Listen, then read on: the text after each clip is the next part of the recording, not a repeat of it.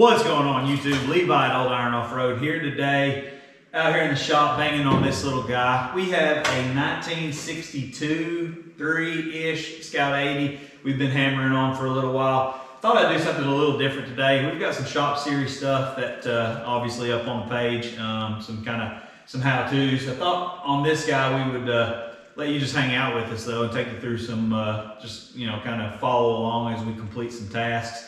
Couple of things that I'd like to get done on this truck. We've got some fuel system modifications that I'd like to complete, along with probably trying to get the accessory drive bolted back on the engine, new power steering pump that needs to go on, pulley needs to be swapped out. Pretty basic stuff, but again, just change of pace, let you guys hang out in the shop with us and kind of give you a once over of this guy, show you what we've got going on so far, and then hopefully maybe just try to make it into a series of us taking this thing through the complete build out process. That way you'll get to follow along with what happens as one of these are built. This truck is not necessarily a restoration. We are just kind of, modifying this one. It's not going to be a frame off. We're not going to focus a whole lot on exterior prettiness, which is honestly something that I enjoy. This truck was originally a California truck. It's got a really cool vintage patina vibe to it on the exterior. We're not going to try to mess with that too much. We have fixed quite a bit of sheet metal on it. It's got new floors on it. We had to do a bunch of work with firewall. This truck had actually came to us via, obviously through a customer, but had been to another shop. I don't know the whole story on it, but a lot of things that had been done had to be undone. We pretty much cut every bit of the suspension that was on this chassis off and redid it all.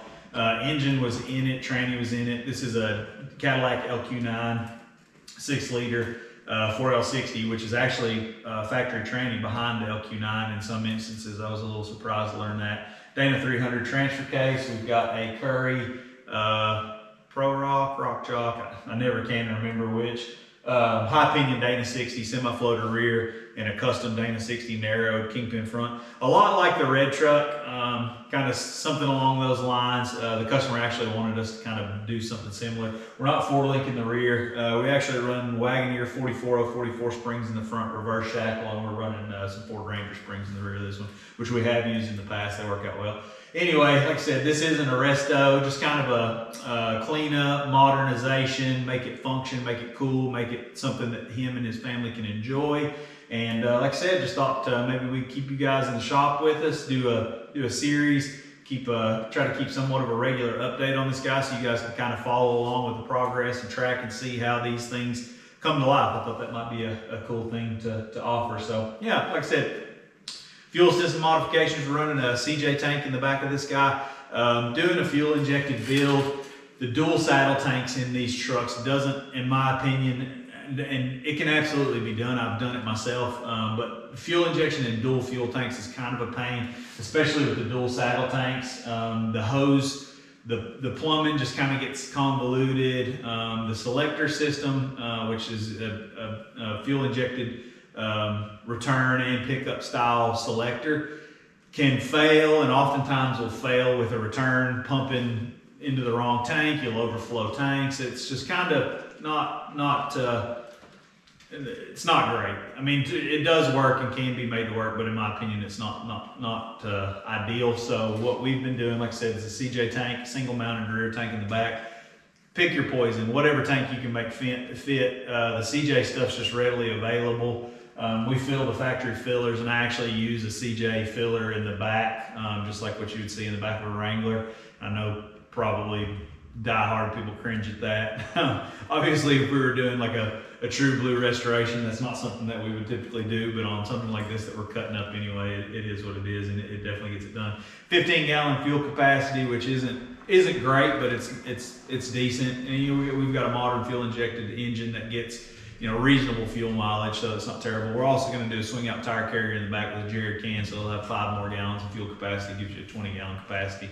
Not a deal killer in my mind anyway. So yeah, without further ado, let me give you a once over of this guy, and then we'll jump into adding a return fitting onto the onto the tank and swap out a pulley, bolt some stuff on this engine, and we'll see how far we get, and we'll see what this video ends up looking like.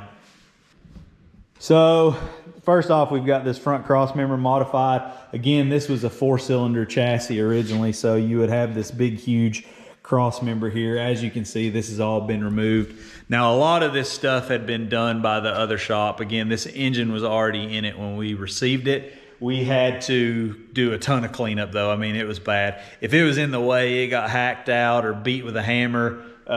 We ended up just pretty much abandoning ship on all their plans and started from scratch. So the core support on the 4-cylinder is typically located back here. We've cut that loose and pulled it forward. The previous shop had tried to just clearance this cross member for the crank or for the harmonic balancer, and it just still wasn't enough. So we pulled all this forward. The engine is set really far back. It's not typically, I would have not set this engine as far back, which it's great that it is that far back. The reason why I personally wouldn't have done it was just because of the sheer amount of firewall modifications that it took to make happen. And again, when we got it, it was huge, just nasty hacked holes. We had to go through and clean all this stuff up. But you can see here, this was all just one big oblong, nasty, not straight cut hole. Over here on the other side, this was one big nasty mess that we had to clean up. We put new front floor pans in these. These floor pans are actually from GRC Fabrication in Cleveland, Georgia. Really nice set of 16 gauge floor pans. Got these cool dimple dies in them. Dropped right in, really nice setup. But yeah, so like I said, front end modifications, and we do have some core support mounts. This is actually bush end now and is to be bolted down. It's not drilled and bolted yet. Front end modified heavy duty cross member, reverse shackle plates. We've got the stock height 44044 replacement springs, or actually, I'm sorry, those are not a 44044. They are a Wagoneer stock replacement spring. We're trying to keep this thing stupid low. We're gonna run 38s on it, and we're just gonna cut the fire out of the fenders. So we've got it set on stock springs in the front, stock Wagoneer springs. Got the Curry axle in the rear. So we outboarded the springs in the rear. We've got, these are actually a rough stuff outrigger with a rough stuff shackle hanger. Built a big heavy duty rear cross member for the back. The back end's actually blocked up right now. That's why there's a gap in between that. I had to get in here and finish weld all that stuff the other day. More rough stuff components here in the front. Just a basic spring hanger. We added some gussets too. So here is the CJ fuel tank that we're working with. You can see I've already got a hole drilled. I'm actually going to add a return in here. Previously, I've used this setup before.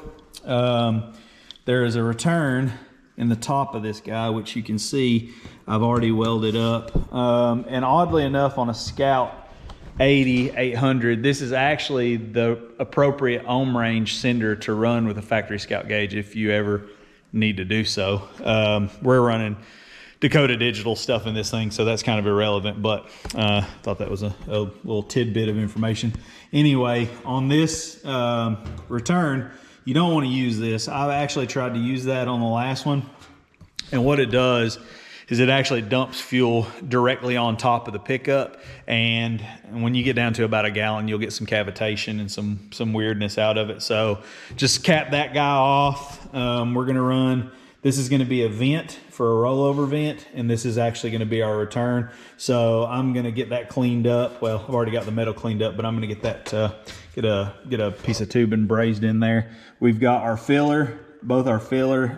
This is actually a vent for the fill and the actual fill. I was surprised how small.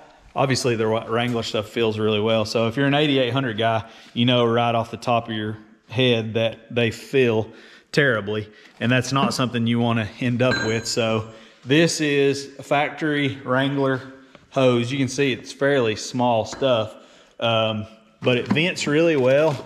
Here is a bag, filler neck, and here is the plastic bucket, all available through Omix ADA or Crown, all super available parts. That's why it is Jeep stuff. It's cheap stuff, but it's available, so we use it. And and it fills really well. Like as quick as you can throw fuel to it, it'll fill, works out great. Let me show you the modifications it takes to make the fuel tank bolt in. Pretty straightforward. Again, this cross member, if you're familiar with the 8800 stuff, you'll know that these cross members leave a lot lacking. So this is a heavy wall piece of 2x4 rectangular tubing. We've got holes cut to get in here for bumpers. We've got holes cut for our bushings. And then this is basically the piece, this guy here is the piece that the tank actually bolts. Let me get that back in focus. This is the piece that the tank bolts to. And then there's another cross member in there that you can see that the tank actually bolts to there. So we pretty much turn that into a drop-in application that works out really well. All right, so we've been up this little 90-degree dealio, and with my Master Cool tool, put this little bubble flare on the end of it. We're gonna slip this guy in the tank, get her positioned around in there. And I call this brazing. This is actually some, this is more soldering. This is super high temp silver solder. Works really well. I've used it in a lot of applications. You can put a lot of dissimilar metals together really well with it. Super high tensile strength. It is kind of a pain in the ass to use just because it is such a high temp, but we'll give it a go.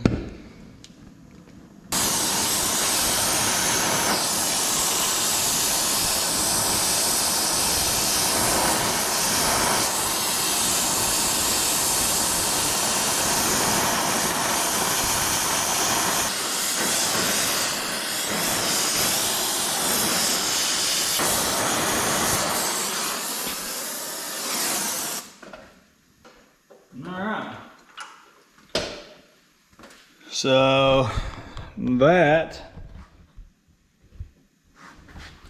guy is in there. Very nice. Clean that up a little bit, throw some paint on it, it'll be like it never happened. Hit it with a little steelet. Like it never happened. So while that's drying, I think we will jump over here.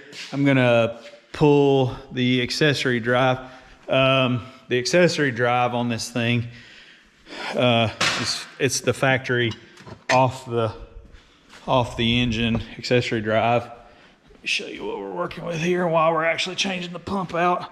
Oh, I just dumped fluid everywhere. So this is the factory Cadillac Escalade. And it actually has the electronic valve in the power steering pump. I'm pretty sure you can actually take this out and just put a standard valve in it. Power steering system. Oh man, I dumped fluid all over my, man, come on, man.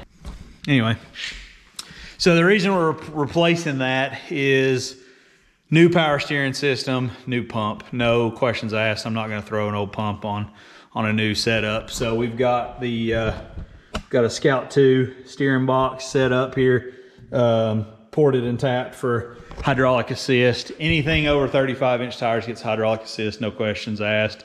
I'm not even going to talk about it. Just if you want your steering wheel to move when you need it to move, that's what it takes to happen. So like I said, we'll pull this pump off, get a standard Hydro Boost pump put on there. We'll get the accessory drive put on. I think we can throw a belt on it at that point too. So let's jump into that.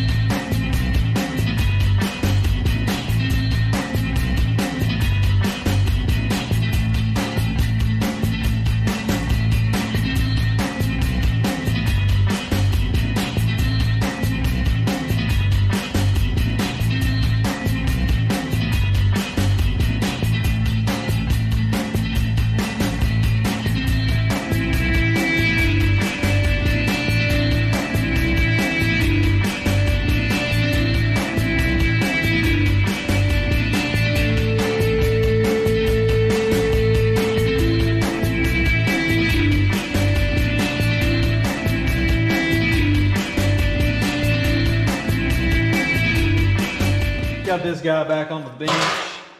So we're gonna, like I said, go ahead and plumb this guy up so that we have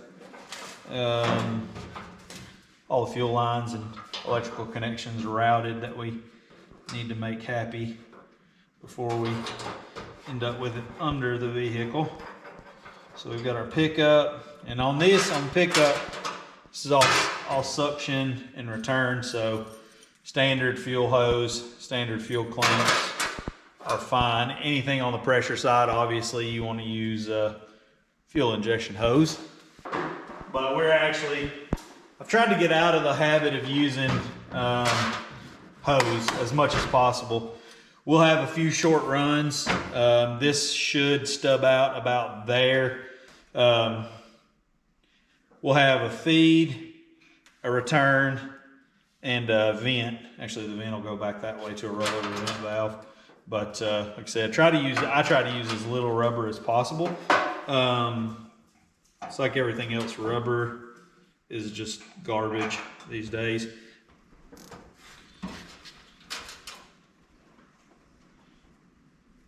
And that's that. So we've got our fuel tank plumbed in, our lines and everything happy. Sending unit wires ran. Everything dressed in nice, and we've got one little stub out right here, so it'll make hooking everything up nice. So I'm gonna jump over in here. I'm gonna go ahead and get this filler neck hole laid out. This little doodad here. We'll actually cut this in and mount it somewhere in this general vicinity, and it'll be very nice. So we had a couple of blocks of wood kind of blocking the chassis, blocking the body up off of the chassis to get the rear of the cross member all welded up. So we're gonna take that out and use one of our favorite deadliest tools.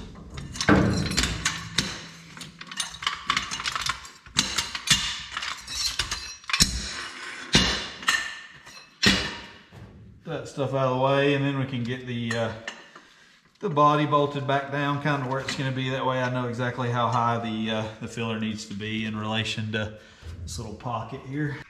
So go ahead and lay this out, figure out kind of where we need to be. I'll step around here from the step around here and have a peek in the fender well, kind of figure out roughly where we're going to try to come through.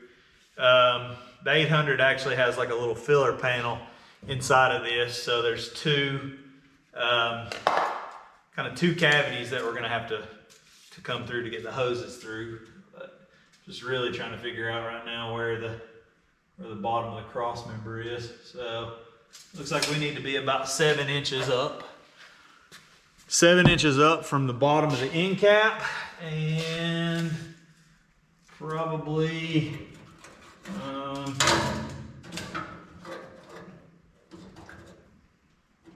2 1/4 over from the flange of the front flange of the inside of the tailgate area.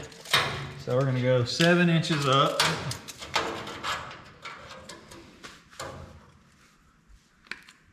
Seven up, and then from the flange 2 1/4.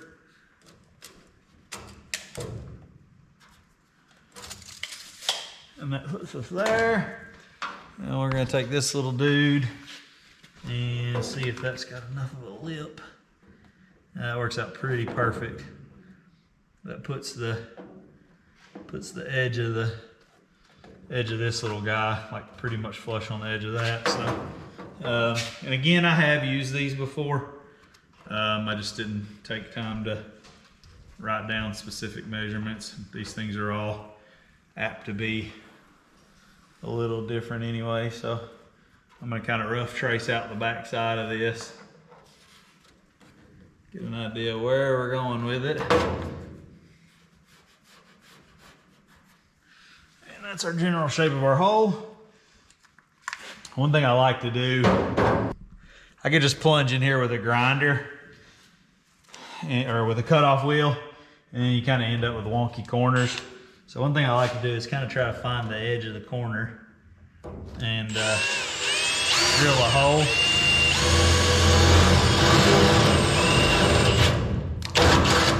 And it helps give you a nice radius corner and a place to cut to. It just looks cleaner.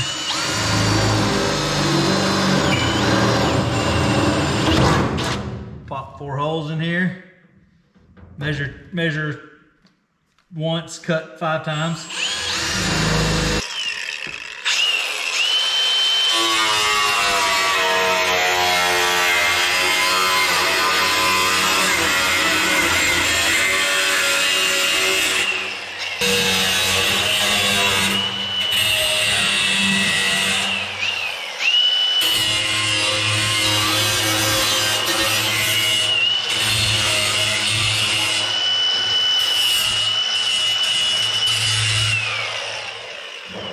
We'll get it. It'll fit here in a minute. 32 cuts later and it'll go right in.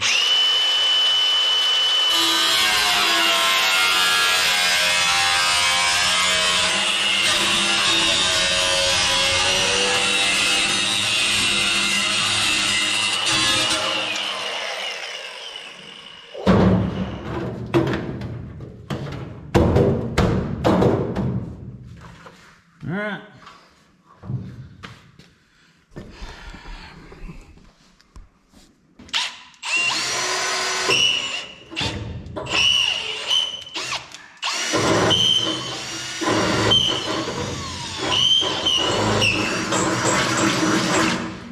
There's a flat panel there that we have to go through.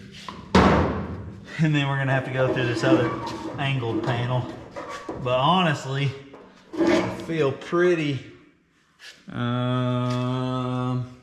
good about this truck because actually let me go on a slide angle. I know it's gonna look weird. I am going on an angle, but the filler goes at an angle, so.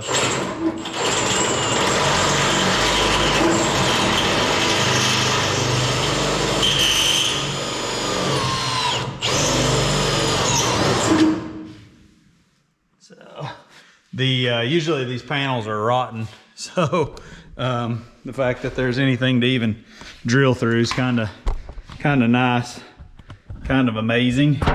See if I can put you guys in here while I cut a hole in that. See if you can even see. Right here's where we're going. So we punched through this bottom hole here. We came through this panel and through this. Like I said, our filler neck's going to kind of stub through in that general vicinity. Now we're just going to take a hole saw to this and open it up. Hopefully we are anyway. Might be in a weird spot. And might just move up just a shade on that one.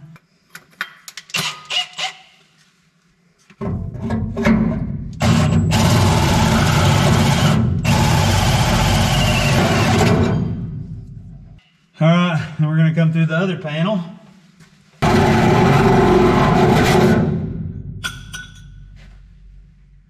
There we go. All right, so we got this all situated. Slides in nice. Kind of see what we've got going on here. Filler fits in there like it's supposed to. And if you look, it fits in through the backside. Got the filler and the vent coming through.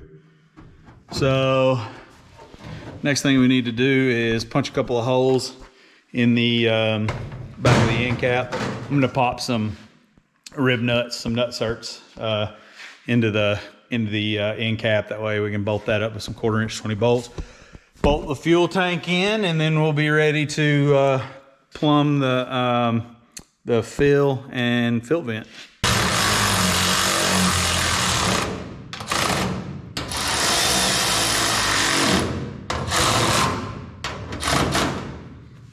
All right, there should be. Get that guy bolted in. So what's going on, guys? Back out here in the shop. Gonna try to pick up where we left off. I actually was on vacation for a few days. Went out to Montana, saw Yellowstone and elk and negative 35-degree temps. But anyway, like I said, we're back out here in the shop and I'm gonna try to pick up where we left off. While we were gone, had some parts show up. So we've got a Walbro 255 liter per hour pump. Got the mounting stuff, some GM style quick connectors, and some Dorman. It's just nylon fuel line and pre-filter. So hopefully today we're going to try to bang out the fuel system on this thing, get the fuel tank mounted, and get all the fuel lines ran. That's the mission for today. So let's jump in on it.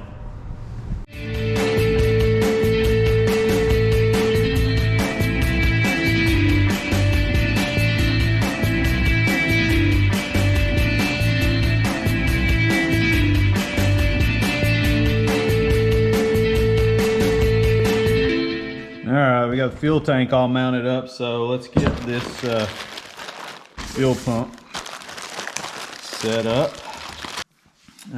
We have obviously the pump, and then we've got a 3/8 barb fitting on the inlet side. This is the suction side, and then we're going to go with a quick connector, a Bundy fitting on the outlet side, since that's going to be your pressure side. Obviously you don't want 50 psi of fuel getting away from you. So get that set up, get it mounted under the truck, and continue on from there. All right, so we got the fuel pump mounted, filter, and now we're just going to run a couple of fuel lines. We got a return. It's actually stubbed out right here. We've got a vent hose that's going to poke through right here, run up into this back corner with a or up in here somewhere, not super critical where, but somewhere above the filler neck, an overflow vent valve, rollover vent valve for the tank. Pretty straightforward as far as routing the fuel lines. We're going to use the nylon, and we're just going to follow right down the frame rail up onto the up to the fuel rail with a 3/8 feed and a 5/16 return. This is an early style intake, so it does have the feed and return on the rail itself. Probably not a bad idea if these have been setting open on your engine for any amount of time. Go ahead and pull the injector rail off. Go ahead and just flush those out. I've actually had dirt daubers build nests in those, and dirt, debris, anything. And if you if you cycle the fuel pump on, the first time you cycle it on, it's going to push every bit of that trash right into the injectors in the fuel rail and make a mess. So take a second just to pull that off and flush it out with some brake cleaner or whatever, and make sure everything's good and clean. So we're going to get the fuel lines routed and get the fuel lines all plumbed up. So we got the fuel rail, remove the fuel rail, made sure it was free of any debris or anything. Gonna get some fuel line pulled off here, get it measured up, and start routing the fuel line in. I do have the Dorman tool that pushes these onto the fuel lines, which makes it really nice just for a quick connect setup. There's lots of ways you can do it. You can convert to AN. In my opinion, the factory stuff worked well and lasted forever, so there's no sense in deviating from that. So what we're going to do, like I said, we'll get pull a chunk of this off, kind of get a good measurement. This is our return, and we'll use cushion clamps, stainless steel cushion clamps. We'll drill and tap the chassis for a couple of cushion clamps to actually hold this to the chassis so that everything stays nice and tight, nothing vibrates loose and chafes and cuts. Make up a quick fuel line.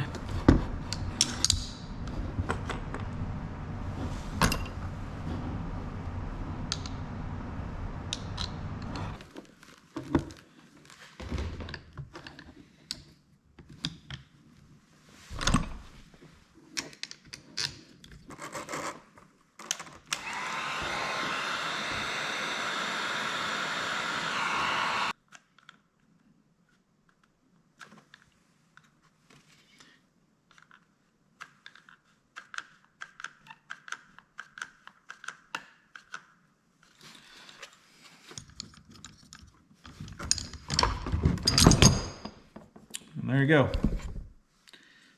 Nice little fuel line, nylon, that'll last forever. Take you over here. We'll go do these guys on the truck. See, I've already got my feed.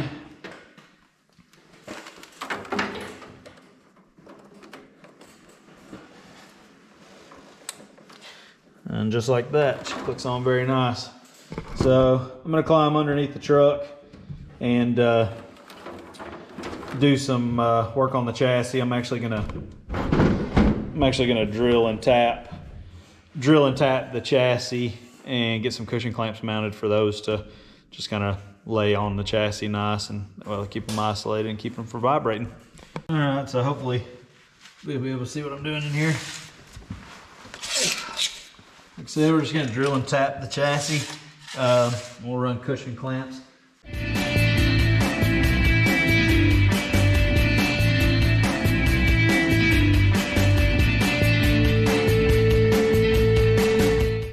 All right, so we did a thing. We've got everything mounted and connected. And you can see the fuel lines run straight down the frame rail and connect here on the fuel rail. You can see they dip down in there nice and neat. Everything's held. I've got another clamp that's holding everything off of the cab mount down there, so nothing should chafe. Last thing we've got to do on the fuel system is modify the inside of the tub where the filler hoses come through. Take it back there and give you a peek at that. So you can see here's our fuel hose filler, comes through there, and we've got to get to here. So we're gonna have to take a little chunk of the floor out and actually cut another hole through here. So basically we'll end up with a little mouse door here, and then those will allow those hoses to drop in there nice and neat. So let's get started on that. All right, so we got this thing coming together. Really all we lack now is filling in this little access panel. So as we kind of talked about, we got you got the filler hoses that have to pass from the filler into the actual tub.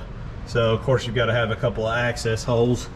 What I do here, this is the second one I've done. I'm going to do another one too. So you do have to cut into the tub here.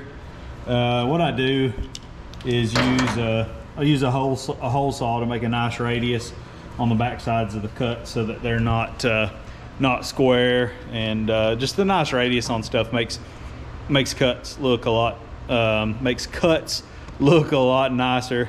And so you can see that we've got the filler hoses ran through.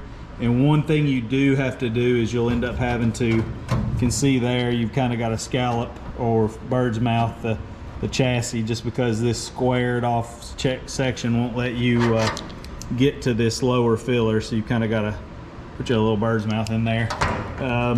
This one drops in at the bottom, and this one, you can see this one will almost connect, but not quite. So you do end up having to add a little coupler in each of the hoses. On the main fill hose, you have to add about a 3-inch chunk of a stainless coupler, and then on the vent, you've got to add about a 1-inch coupler. But that's pretty much it. I think we've got the fuel system buttoned up. Other than filling in that cutout area, I will go back in there and I'll cap that off. Obviously, it's some sheet metal. Get that done. I think we've got this guy almost ready to make something happen with it. It's the Kingpin 60. I may have mentioned it earlier in the video. If not, it's narrowed. We took 3.5 inches out of each axle tube. So it's Going to work out to about a 60.5 inch WMS, which puts it right at Scout 2 width. We've got custom axle shafts from Brannick Motorsports coming for that.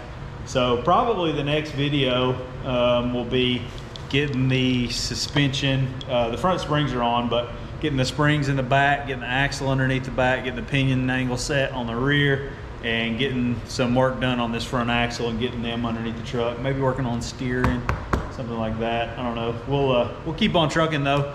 Yeah, like I said, we'll try to make this a whole build series. Let you guys hang out in the shop with us throughout this project and let you see what it takes to make it happen.